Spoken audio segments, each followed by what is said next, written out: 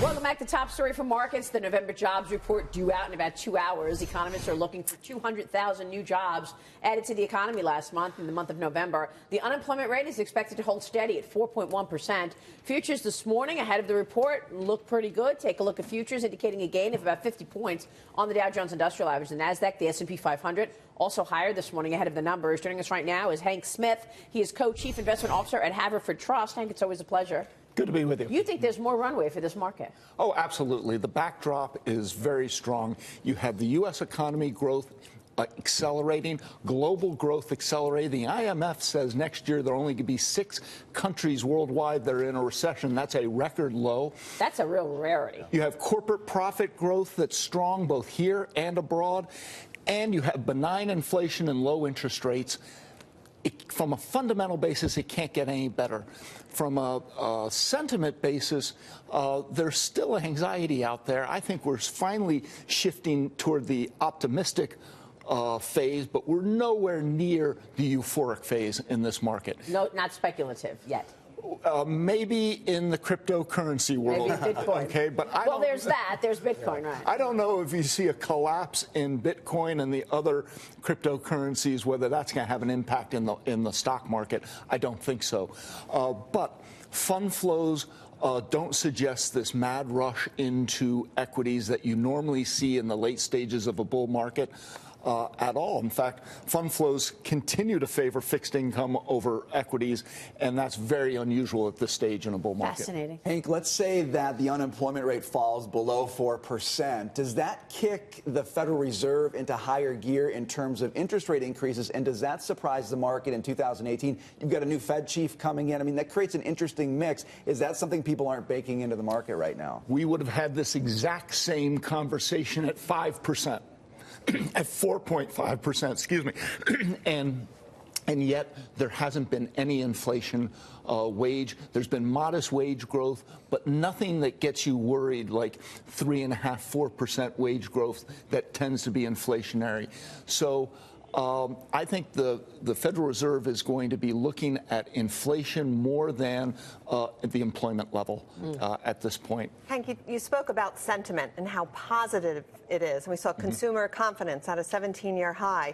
But within that report, it did say CEO confidence went down 2 points. That was the one indicator that I thought, now that's not a good sign. What do you think is on the minds of CEOs? I don't believe it. Yeah, it was surprising to me that it was in there. But it's still elevated. It's still elevated. Every measure of confidence spiked after the election.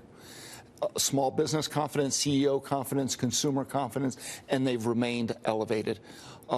Perhaps that most recent CEO confidence is a reflection of uncertainty on this tax reform.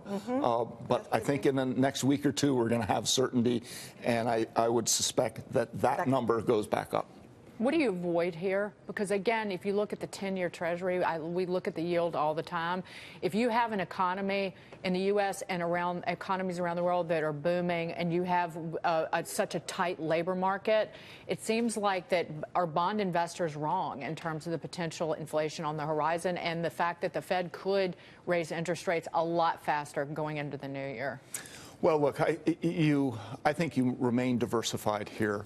And within equities, you keep a balance of offense and defense, offense being the more cyclical sectors such as industrials, basic material, financials to a certain extent, technology. But don't ignore consumer staples. Don't ignore healthcare. Have a balance. Fixed incomes, one role is to reduce volatility. Do not stretch for yield, either in duration or in quality.